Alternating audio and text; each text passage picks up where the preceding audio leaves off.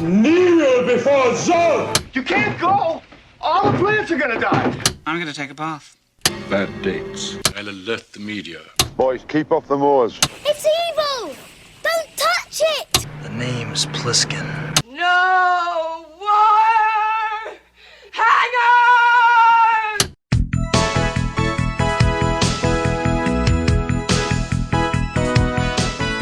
Welcome to Vintage Video, where we're rewatching the 80s so you don't have to. We'll be reviewing every major film release of the 1980s in chronological order, overanalyzing what you've seen and spoiling what you haven't. I'm Patrick O'Reilly. I'm Jesse Bayless. And I'm Richard Wells. And today we're discussing Rich and Famous, released October 9th, 1981. It was written by Gerald Ayres, based on a play by John Van Druten, directed by George Cukor, and released by United Artists.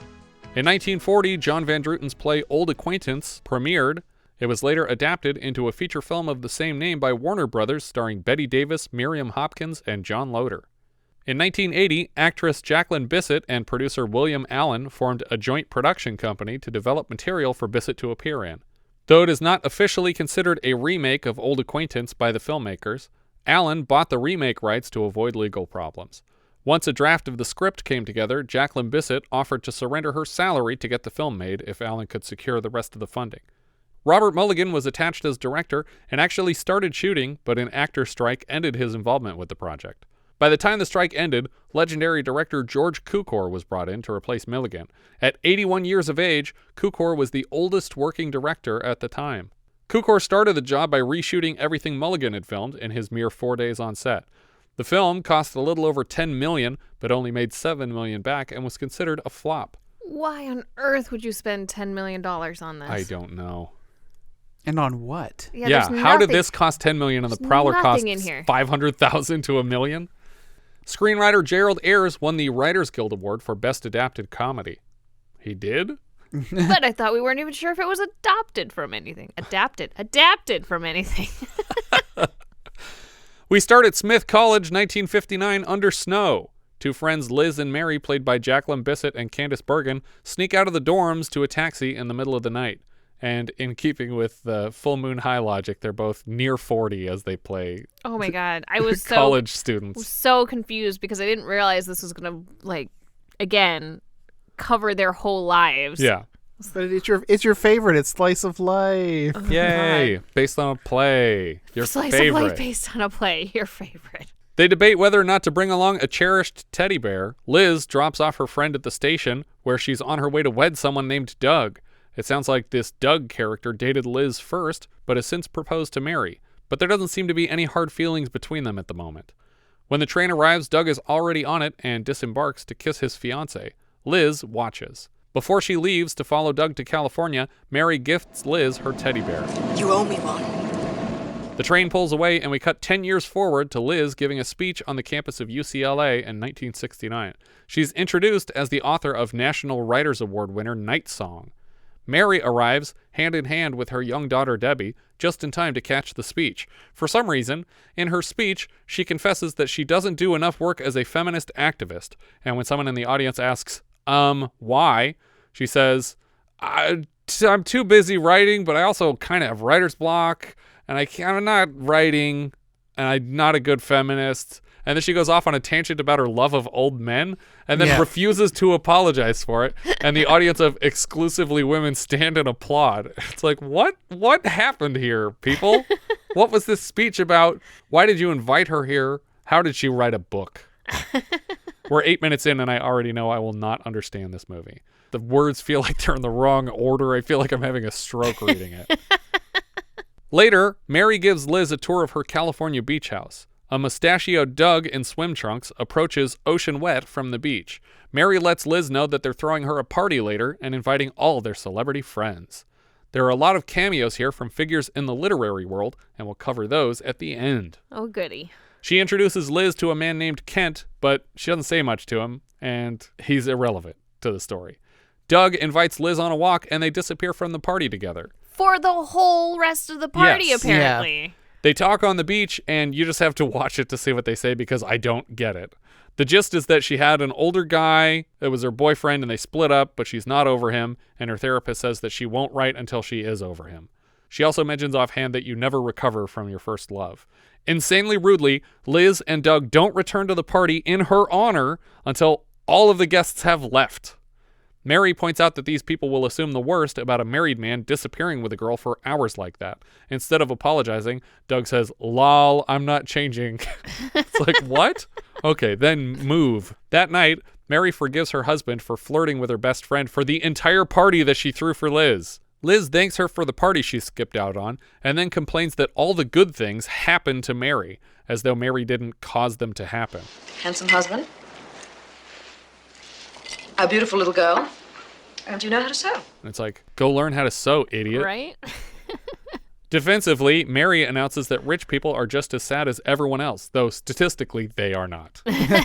She grabs a stack of papers from a closet to read to Liz about Kent's problems, which she has apparently written down, and eventually confesses that these words are a book that she's been writing that compiles all the private complaints of her celebrity friends into a novel. Incidentally, this loose bundle of paper is how I imagine the script for the movie, since the pages could be arranged in any order and make as much sense. Mary admits that her book isn't anywhere near as good as Liz's work, but asks if she can read it in full. It looks like it's like 500 pages, and she's going to sit and just read the whole thing to her right now. Liz chugs whiskey and gin while she listens. We only hear a few words, but enough to tell it's a badly written book. Hours pass, and the sun is rising over the beach as she finishes the story. Okay. This is where I'm so confused as soon as she starts reading this thing. It sounds terrible. Like, it sounds like really, really, really bad. And I assume that we're going to come out of this moment and she's going to be like, she's going to be torn as to how to tell her friend her work is shit without making her friend feel bad. Right. But that is not what happens. The point. Yeah. No. Despite the workmanship, the story itself seems to speak to Liz, and she is instantly jealous of her friend's accomplishment instead of being supportive, especially when she learns the story came together in just 8 months and she flies off the handle. 8 months only in the evenings. Yeah, but it's also like 8 months is a decently long time to put a novel together. Like, if you don't have a full-time day job, like, okay, 8 months in the afternoon, that's fine. But, like, she's jealous of something that's clearly bad. Like, I'm not saying that it wouldn't be potentially a commercial success because of the topic. Yeah, exactly. Because, salacious things are going to sell regardless of how well they're written. But, like, why is she jealous of this garbage? Yeah, this isn't what she wanted to write. They both shout a lot, but none of the words mean anything. Eventually, Liz leaves the room to throw up, and Mary turns to Doug. She liked my book. Mary trusts her husband to escort her best friend to the airport the next day. On her way home, Liz drinks and flirts with the passenger beside her. He tells her that his wife died, and he hasn't found the heart to take off the ring. Any kids? No, thank God for that. They have sex on the lavatory as the plane lands, and when they exit, the man is greeted by his wife and children in the airport. Of course he is. It's so strange because the whole airplane sex scene in the bathroom was very reminiscent of watching The Fifth Element. Where Chris Tucker is like with the stewardess, and it's like mimicking what the plane is like. The actions of the plane are supposed to be like enhancing what's going on. But I've also never heard, or I've never been on a plane where they tell you all the sounds. Yeah, like, that sound is normal and everything is fine. It's super suspicious. It's like, that sound is just the landing gear locking into place. I assure you, it's normal. It's like, I would be totally panicked if they kept coming in. Do not worry about the fire you see on the wing. What? It is merely St. Elmo. That's just a landing fire. John McClane is on the runway, lighting fires. Liz sits down for lunch with her publisher, Jules Levi, to pitch her best friend Mary's book. We cut 6 years forward to a mansion in Beverly Hills. Mary is getting interviewed by Dick Cavett on a television and says people think she's dumb because of her southern drawl. I'm proud to be from Atlanta. I read Gone with the Wind twice a year. Coincidentally, this film's director, George Cukor, was the original director of the 1939 film adaptation of Gone with the Wind until Clark Gable had him fired and replaced with Victor Fleming. The way Cavett describes Mary's books, there are 5 now, and they sound like long-form TMZ articles, cashing in on the friendships in the Malibu area, a modern-day Luella Parsons. Next, Cavett interviews her friend Kent about the portrayal of a character based on him, and he denies the claim that he is actively suing Mary. He laments that she had to move from Malibu after some mysterious person set her car on fire there. Doug is bored by the broadcast and moves to make himself a drink. Even though they seem rich, Mary gives Doug shit about being laid off from his job and demands he accompany her to New York for an appearance on the Merv Griffin show. Later, Doug is trying to initiate sex with her, but Mary is distracted by the idea of a suitable title for her next book. Home cooking. You like it? He tells her out of nowhere what Liz said about never recovering from your first love. She leaves bed to write down the idea before it fades from her, and by the time she gets back, Doug has already taken care of himself. But when we see her write on the chalkboard in the next room, it already says home cooking on it, so she didn't just come up with that title. We cut to Mary on the Merv Griffin show. Backstage, Doug is bored to be here and walks out of the studio mid-interview. He takes a taxi to Liz's apartment, where she is burning a chicken. Apparently she was expecting his arrival, but not so early. She pours them both drinks. I keep thinking Doug looks like a mustachioed Keir Delay. He tells Liz that he wants to move to New York for keeps, and they can see more of each other. He doesn't care how Mary entertains herself. The doorbell rings, and Mary is finally here. She's mad at Doug for ditching her, but cheers up a bit when she notices that Liz has kept her teddy bear all these years. Doug decides to leave because Mary continues to give him shit, and he suddenly has a letter opener to her neck, but apparently as a joke. It's a scene from one of your books, Mary Noel. It ain't stupid, it's just trash. Trash? Trash. You said trash? Trash! Successful trash! You're goddamn right. You put together enough trash, you get some major garbage. After he leaves, Mary sits down to angrily play the piano while smoke starts billowing from the oven in the kitchen. Liz somehow finds Doug in a nearby park, and he makes one final pass at her. He tells her he's moving to Texas, and she should come with him. He wants to marry her, and she turns him down. Mary arrives late to the rejected proposal, and Doug runs away to avoid having to speak with her. I have to imagine Candice Bergen's direction for this was, just keep saying Doug in the most annoying fucking voice you can manage. Doug! Doug! Doug! Doug! Doug! Doug! Doug, wait! Doug! Doug! Liz informs her that Doug is moving to Texas and the marriage is over. Did he say anything more? He said goodbye. Goodbye?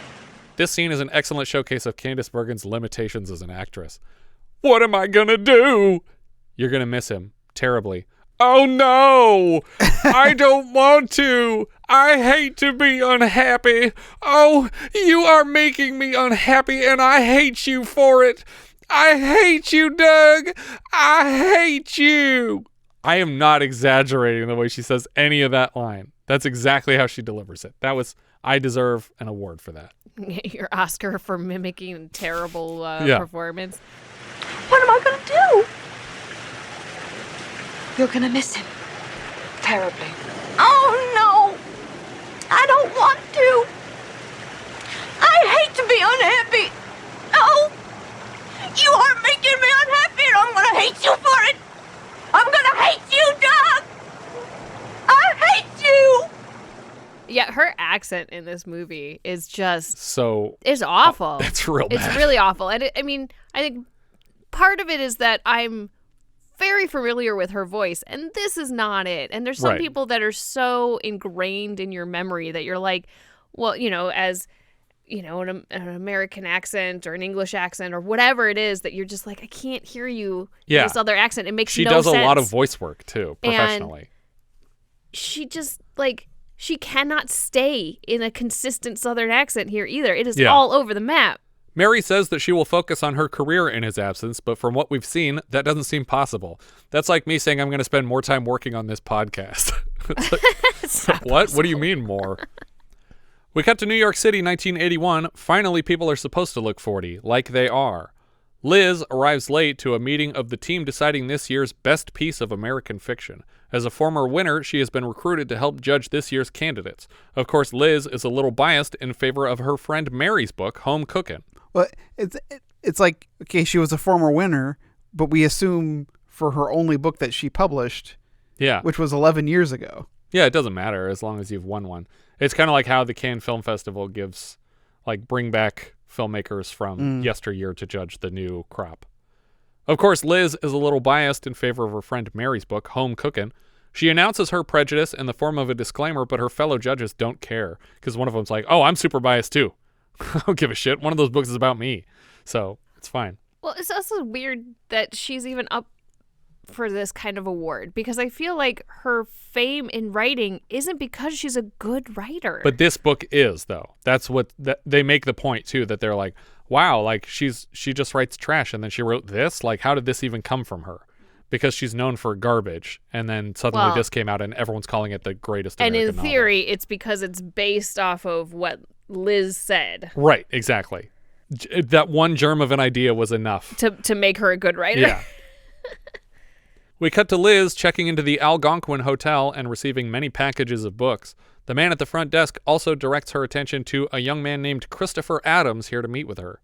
So the Algonquin Hotel is a real hotel in New York, and it was very crowded, so they had to kind of rebuild it on the MGM lot for the purposes of this production. But for the hotel hallways, they built these hotel hallway sets, and then they ended up reusing them. It was at the Sunset Gower Studios, and they reused them in Ghostbusters. So when you see the hallways, they're the same hallways that Louis Tully and Dana Barrett are walking up and down. Art Deco. Very nice. She's told that there's someone waiting for her, and so she approaches some random guy and says, "Are you Chris Adams?" And he says, "No, I'm not." And then Chris Adams says, "I'm Chris Adams." It's like, what was the purpose of her? What is this? Why? Because I think they wanted us to be like, oh, Chris Adams is just some random guy. And then when a young man stands up behind him, that we're supposed to be like, ooh, this could be her new boyfriend because he's a sexy man instead of being an old man. Adams is a reporter from Rolling Stone whose appointment she has evidently forgotten, but he helps her carry the huge pile of books to her room. When they get there, she orders some scotch from room service. She offers Chris some weed because he's from Rolling Stone magazine and she wants to look cool, I think. She's intimidated by his youth and asks his age. He's 22, meaning he might have been born that night she escorted Mary to the train station. She's very condescending to the readership of his magazine. The utterances of those who can't speak, written by those who cannot write, for those who cannot read. He admits that he suggested the article on her as a fan of her work. He says a lot of flattering stuff about her books, and she seems more agreeable to the interview. There's a knock at the door, and Liz assumes it's her scotch, but it's Debby, Mary's daughter, played by Meg Ryan in her first feature film role. She's here hiding from her mother, who's mad about Debbie's new activist boyfriend. There's another knock at the door, and Liz assumes again that this must be her scotch because she doesn't know this is a play/movie, and it's obviously someone else she doesn't want to see, namely Mary. Mary shows no interest in Mr. Adams until she learns he's with the press, but when Liz specifies it's Rolling Stone, she goes back to not caring. Another knock at the door, and she bets it's the scotch again, right? Wrong. It's Debbie's boyfriend, Ginger Trinidad. When Mary shows him some attitude, he accuses her of being racist. Maybe you don't like Puerto Ricans, is that it? It has nothing to do with being Puerto Rican. Do you guys recall the last time we saw someone knock on a door in a film based on a play and then accuse the person inside of being racist? Yes. What was that? Only When I Laugh. That's right. What's the matter with you, man? You don't like us Spanish people? Who said anything about Spanish people? You're the one I don't like. Mary starts bugging Liz for info on how the award deliberations are going. Mary invites Liz to a party later and says to bring someone, and kind of leans toward the guy on her couch like, this guy's good. Mary leaves, and Liz gets weird about the interview. Chris Adams says to relax, and she pretends like he's trying to fuck her, so she leaves. She's just like, what, are you going to make me relax? And he's like, what? Oh, I was just saying you should relax. And she's like, are you going to relax me with your body? And he's like, all right, well, here's my number. Just call me if you want to later, you weird person. Out on the street, a young man, 18 years old, he says, sees Liz exit her hotel and asks for directions to Cartier. Then they just follow each other around for a while, and then they come back to her hotel room and have sex. Usually this is what happens with a guy in a movie, where a young girl that's way out of his league follows him around and then has sex with him for no reason. What is this? I don't know what's happening. What is this? I thought it was Chris. I was like, is that Chris? Is he like being weird? But it's like, no, it doesn't look like him. But then like they keep smiling at each other and they keep talking. And also, why does she go to the store with him? Yeah. I thought he was going to end up being some sort of con artist who's randomly going to Cartier and being like, hey, show me the way. And yeah, and then there's like this weird moment. They go into the store, and the saleswoman is like, is this your address? And he's like, no. And then she like looks at Liz like Liz is doing something. I don't understand this scene at all. I mean, I'm assuming he's a prostitute. That she's paying in like fixing the jewelry? Well, I guess that's like a means of covering the transaction, ? Oh, Yeah. is that what's happening? I don't know. I don't know what's happening. Because he says he has a bracelet and it's too big and it could practically be a necklace. And they go into Cartier together. And then she like pays to have the bracelet fixed. And then they go back to her room and fuck. I don't know. But it's like, weird. How did he clock her as someone who has money to fuck a random guy off the street? And then why would he get paid in this bizarre manner of like, I have a bracelet that I want to wear on my arm instead of my head? I don't get it. Someone explain it to me because I'm the idiot here. Well, and so far, the only thing that we know about her is that she prefers older men. Right. And this guy is half her age. Yeah. And I thought he was gay when he first shows up. Yeah. He set off my gaydar a little bit. Am I allowed to have gaydar? I don't know. What? You don't like Puerto Ricans? Or you do like Puerto That's funny Ricans? because after he says, I know what kind of people you like. Get out of here. James Coco's like, fuck off. James Coco. Mm-hmm. He was the gay friend that was being accused of being racist. Sorry, my brain always goes to Mean Girls, but it's not James Coco. It's Glenn Coco? Glenn Coco. Glenn Coco? Fall for you, Glenn Coco. You go, Glenn Coco. We cut right from the sex to the interview with Chris Adams. She's a boring person, so the interview is boring. See, again, this is why I thought it was Chris. Yeah. I thought the guy that she picked up was Chris. Like, and suddenly she's talking to him again. Yeah, I was like, I kept going back and forth. I kept going, that's not him, but then he's here. Yeah. I don't understand why they did this. But they flirt a lot while they get a boring interview done. They head up to a cabin in snow together, and now they seem to be a romantic item. They're like holding hands, and they sleep together. Liz and Chris arrive together at Mary's party. Alone in a room together, Liz admits to Mary that she's in love with this man, half her age, but then she catches Chris flirting with Debby and is instantly jealous. Later, they lay in bed together and talk. When they're at the party, I had because you had mentioned literary people, and I was on the lookout for one in particular, and I was like, oh, well, there he is, because he's unmistakable. Yeah. You're talking about Bradbury? Yeah. Yeah. I was like, I wonder when he's going to show up. Oh, there he is. Later, they lay in bed together and talk. Chris works his way up to a proposal to the girl he met this week, and she makes a joke about it, so he gets grumpy and leaves. She realizes immediately she's made a terrible mistake. We cut to her visiting Mary at her home at the Waldorf Astoria. Mary says Doug is in town and assumes that he wants to reconcile their marriage. Oh, goody. That's a very big assumption. Yeah. Mary mistakes her bad mood for a hint that she has lost the book prize, but eventually Liz admits that she fumbled a marriage proposal from the man she loves. Mary says not to let age dissuade her, and Liz spends the rest of the day trying to reach Chris. Eventually, she gets a call from Debby that Ginger, her boyfriend, was arrested, and Chris is trying to talk the judge into releasing the boy. He's not an attorney. Yeah. He's a reporter with the Rolling Stone. Why did you call Chris to come and get your boyfriend out of jail? They were trying to find Liz, and they thought that maybe Liz was with Chris, and so that's why they accidentally got a hold of Chris. But why would Chris go? Yeah, I feel like everybody's in their own world in this whole thing. Yeah. Like Mary is just concerned about things in the Mary sphere, and it's just like has no regard for what Liz is going through right now. And same with Liz. They're terrible friends to each other. Same with the daughter. And the same with like even Chris seems to be just like in just Chris land. Like I don't get it. Later, Mary spots Liz walking around and offers her a ride. Liz admits that Mary has tied for the book prize. Mary is furious and complains that Liz didn't have to share the prize when she won. Liz says that Mary never would have started writing if it wasn't to try and outdo her. If I had become a glider pilot, you'd be behind the wheel of a 747 by now. They don't really have wheels. It's a yoke.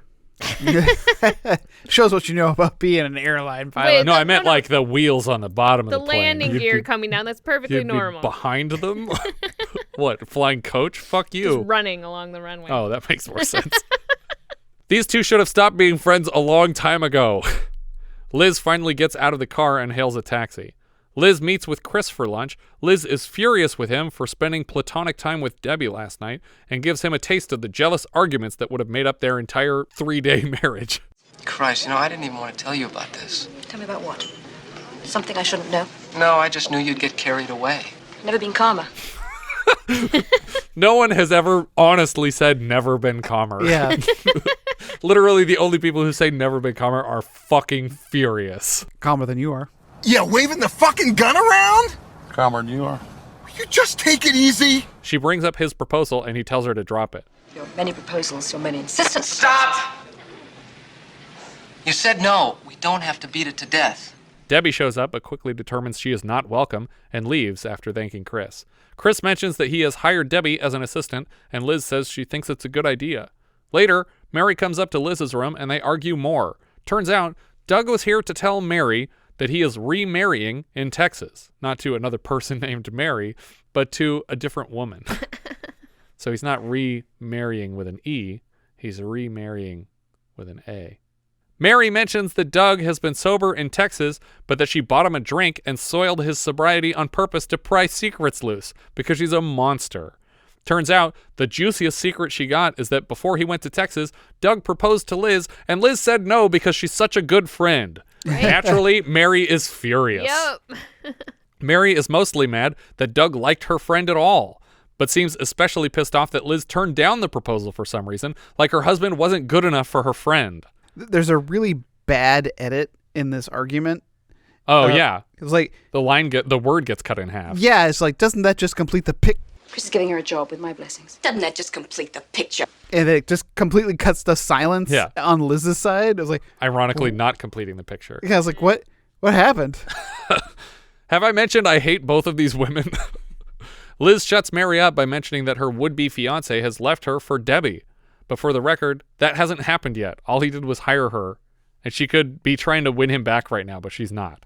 Mary tries to take her bear back, and they fight over it, tearing it in half and dumping sawdust all over the floor. Takes her, like teddy bear, takes her bear back. Oh, God. What movie did you watch? Jesus, a much better movie than what you guys saw. And rips it in half. And sawdust comes out. What the hell?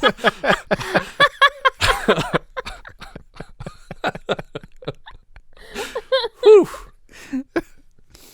Once the bear is down and Liz starts crying, Mary flips out and looks like horrified, like they've just killed a person together, and she wants to get out of the scene of this crime. She doesn't say anything. She just like looks terrified. I think she's scared of Liz's reaction to the bear being destroyed because she thinks that her friend is like broken. It was just a strange choice. It's very weird. Yeah, a lot of strange choices here. Later, Mary mopes around her award party, and understandably, Liz does not show up. Mary hops in a cab and drives out to Liz's cabin in the woods. The two friends apologize to each other for their co-shittiness, and Liz suggests they take a year off and fuck Greek fishermen. These two celebrated authors perform a rare automatic fail of the Bechdel test by admitting to each other that they only pursued writing to meet guys, but now they don't care about writing and just want to meet guys. That's literally what this scene is about. They're like, I didn't even want to write. I just wanted to have sex with dudes, and they would think I was interesting if I wrote books. And they're like, me too. And they just That's the never moral. Really understood guys, because guys would have fucked them without having to read anything. Yeah, all you have to do is fix their bracelets, apparently.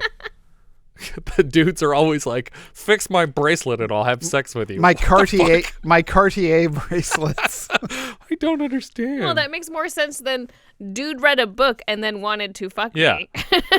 As the clock strikes midnight on New Year's, Liz asks for a New Year's kiss. After all these years, are you going to tell me that there's something strange about you? It's New Year's Eve. I want the press of human flesh. And you're the only flesh around.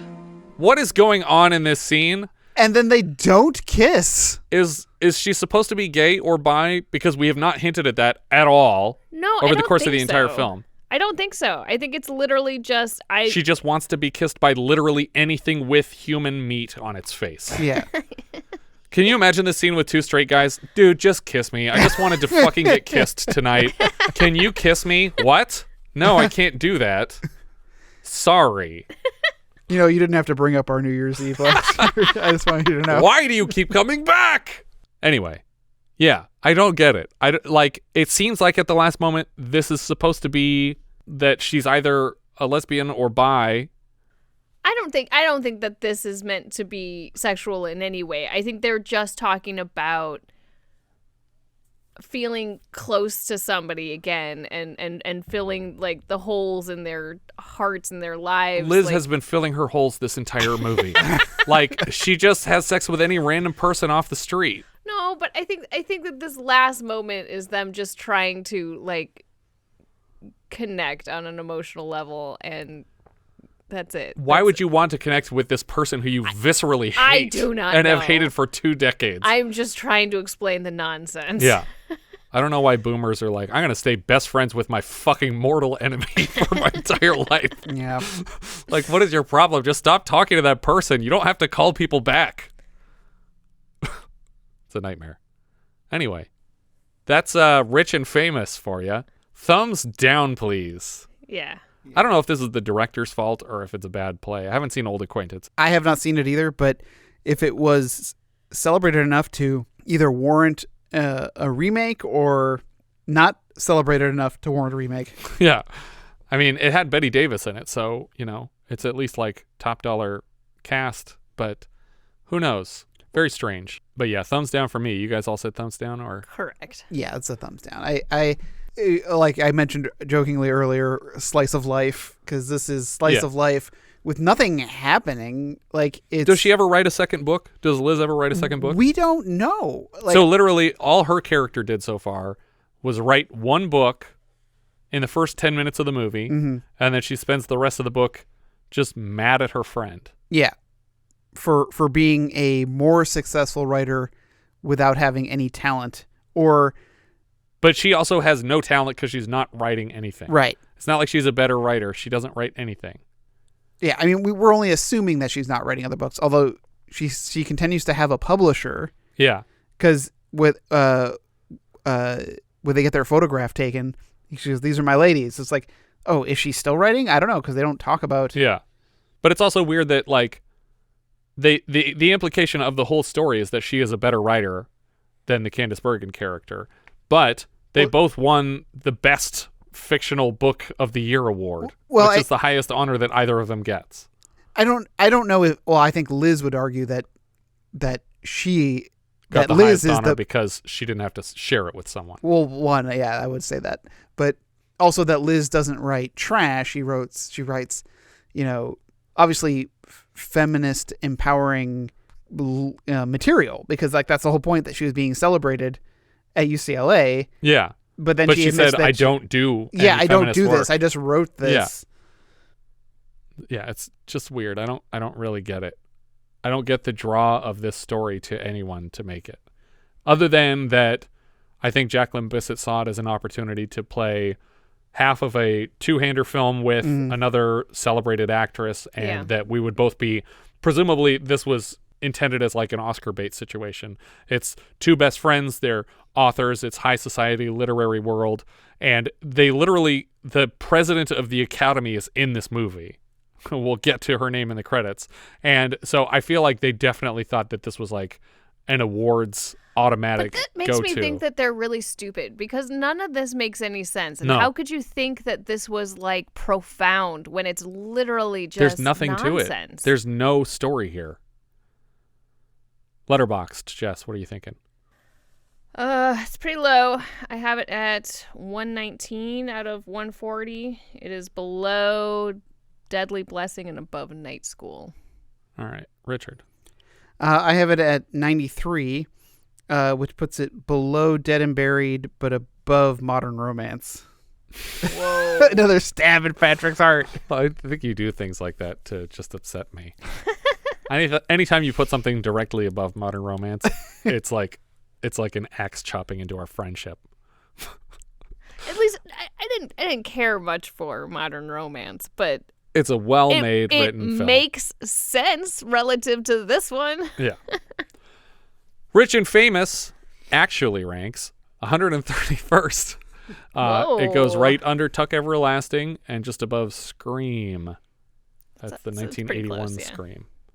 Our director here was George Cukor. His first directing credit was 51 years earlier in 1930. He directed Little Women, David Copperfield, and Romeo and Juliet in the 1930s. He was fired off Gone with the Wind and somehow also gets an uncredited director credit on Victor Fleming's other 1939 classic, The Wizard of Oz, so maybe he got fired off of both films? I'm not sure. He directed Gaslight, Adam's Rib, Pat and Mike, A Star is Born, and My Fair Lady, for which he finally won his directing Oscar after 4 nominations. Rich and Famous was his final directing credit, of course.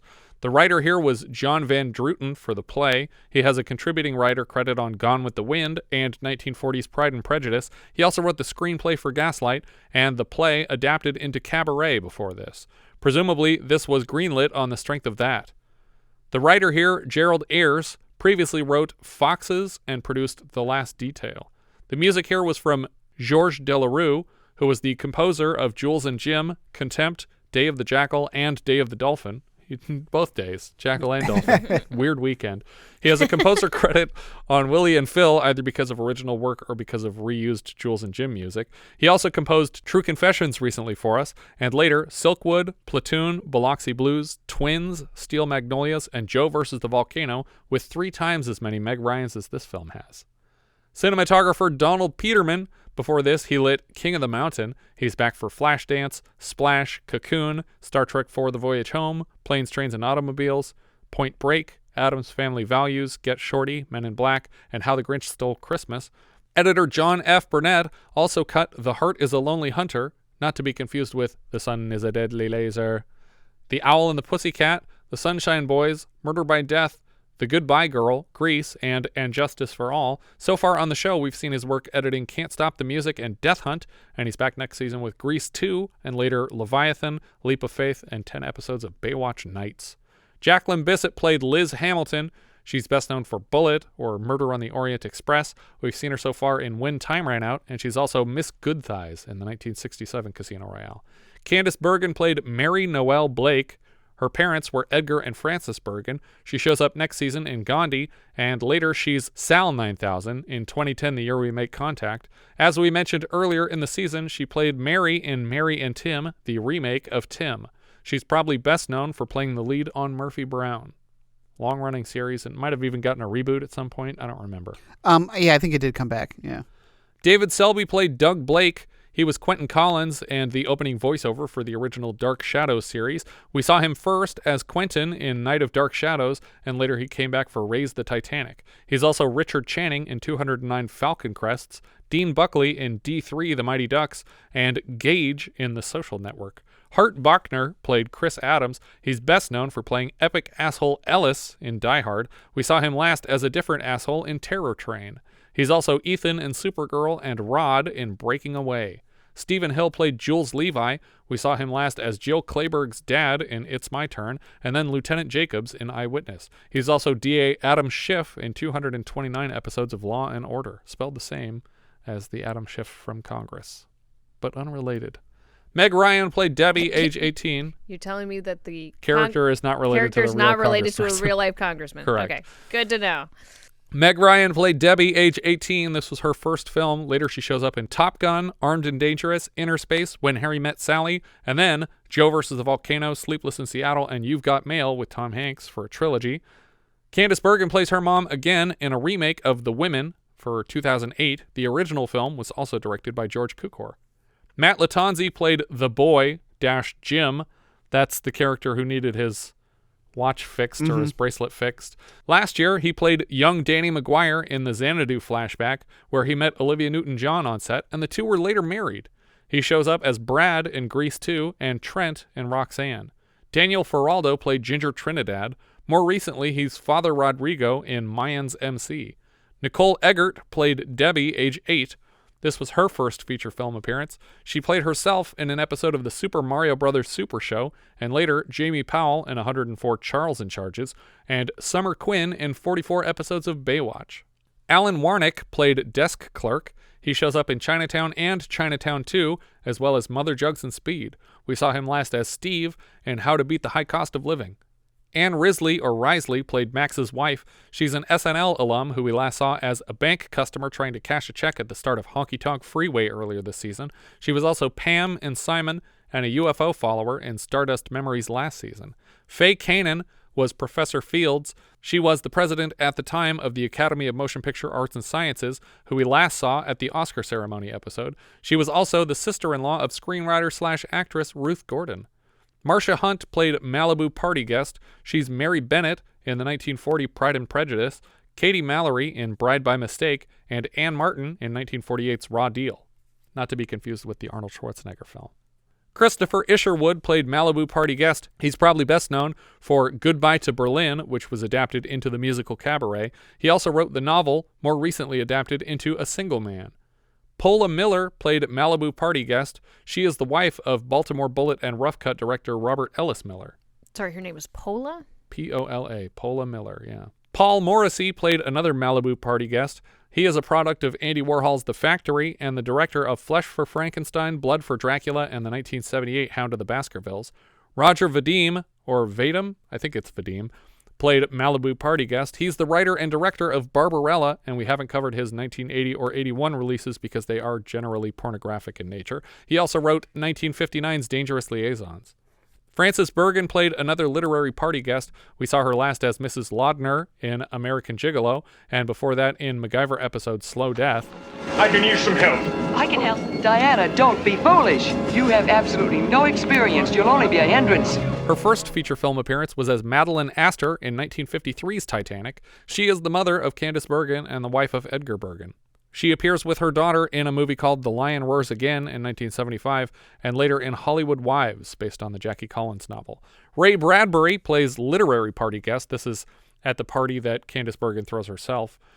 He wrote the stories adapted into It Came from Outer Space and The Beast from 20,000 Fathoms in 1953. He also wrote the screenplay for 53's Moby Dick and the novel Fahrenheit 451 and Something Wicked This Way Comes. Frank De Felitta played another literary party guest. He wrote ZPG and the novels adapted into Audrey Rose and The Entity. Nina Folk plays another literary party guest. She's got a Best Supporting Actress Oscar nomination for her part in 1955's Executive Suite. She's also Julia Ross in My Name is Julia Ross, Milo Robert in An American in Paris, Bithia in The Ten Commandments, and Helena Glabras in Spartacus. She was also married for some time to Inside the Actor Studio host James Lipton. Elizabeth Forsyth Haley played another literary party guest. She wrote the novel adapted into celebrated miniseries A Woman of Independent Means. She was also a consultant on Mary Hartman, Mary Hartman. Oliver Haley is a literary party guest. He is the husband of Elizabeth, and he has lots of one-off TV writing credits. Randall Kleiser was another literary party guest. He's the director of Grease and The Boy in the Bubble. We've covered his film The Blue Lagoon on the show, and later he'll direct Flight of the Navigator. Gavin Lambert played another literary party guest. He wrote the novel adapted into Inside Daisy Clover and the screenplay to Avalanche. Michael Brandon played Max. He was the narrator for a lot of Thomas the Tank Engine stuff. We saw him last as Pete in A Change of Seasons. That's the guy that Shirley MacLaine is flirting with when Anthony Hopkins is flirting with Bo Derek. Mm-hmm. He was also Senator Brandt in Captain America 1 and Sid's dad on Gallivant. Dick Cavett played himself. He's a talk show host who appears as himself in films like Annie Hall, Nightmare on Elm Street 3, Forrest Gump, and Ghostbusters. How is Elvis, and have you seen him lately? Is that Dick Cavett? Is Dick Cavett even in Ghostbusters? Maybe he's not. I don't think he is, no. No, that's a different guy. That's Joe Franklin, I think. He's also one of the party guests for the Deo sequence in Beetlejuice. Merv Griffin plays Merv Griffin. He's a longtime talk show host and game show producer, most famously for shows like Jeopardy and Wheel of Fortune. Those are all the credits I have for this one. It's like, oh, and he's the killer. He's also the elevator killer. Yeah. In The Man with Two Brains. Yeah. As himself. As himself, the killer. Yeah. Important credit for Merv. Also, cool name. I guess I'll also bring up that he also plays himself on Hercules the Animated Series, where he plays a griffin named oh my Merv, God. who hosts a show. That's so great. Really? Yeah. That's so funny. I love that. I love that for him.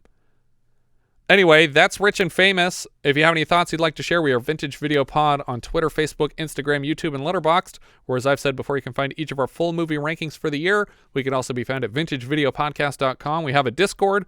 Join the 24/7 movie chat and share your thoughts on episodes past, present, and future at vintagevideopodcast.com/Discord. And if you're listening on YouTube, don't forget to subscribe. Thank you so much for listening, and I hope you'll join us next time when we'll be discussing Tattoo, which IMDb describes like so. Unbalanced tattoo artist Carl Kinski grows obsessed with Maddie, a model he meets when he's hired for a photo shoot. As Carl's obsession grows, he determines that Maddie should bear his mark forever. Oh, no. We leave you now with a trailer for Tattoo. This is the Bruce Dern one, isn't it? Yeah. Oh, God. It's another incel adventure from Bruce Dern. Hooray. Yeah. Here we go. Down through the ages, it has been worn by men and women, scholars and superstars, courtesans and kings. It is the mystic symbol of fascination and fear, seduction, sensuality, passion, and power. It is art. It is flesh. It is the mark.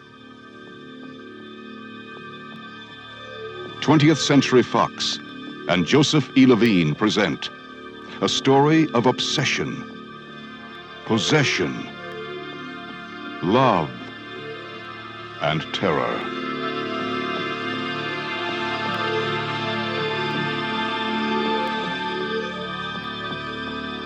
How did you know where to find me?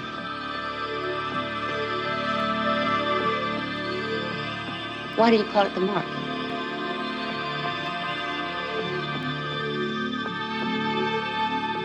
I never met anyone that does what you do before.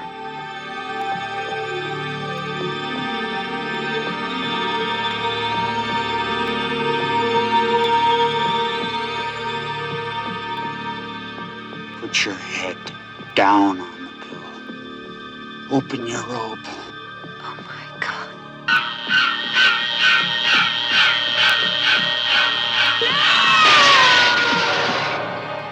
Every great love leaves its mark. Tattoo. For mature audiences only. Rated R.